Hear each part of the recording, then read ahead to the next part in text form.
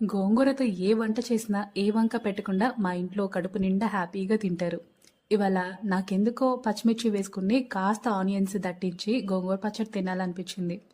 రీసెంట్గా నేను చేసే ప్రతి పచ్చడిలోనూ ఎక్కువగా ఎండుమిర్చియే యూజ్ చేస్తున్నాను. ఇవాళ అయితే పచ్చిమిర్చితో ఈ పచ్చడి చేస్తున్నాను.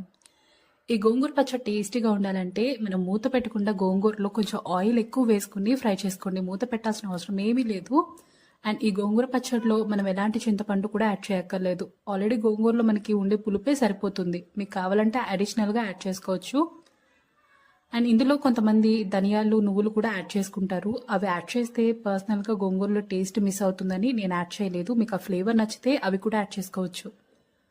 లాస్ట్లో ఇలా ఆనియన్స్ దట్టించి గోంగూర పచ్చడిని రోట్లో దంచుకొని తింటే ఉంటుంది.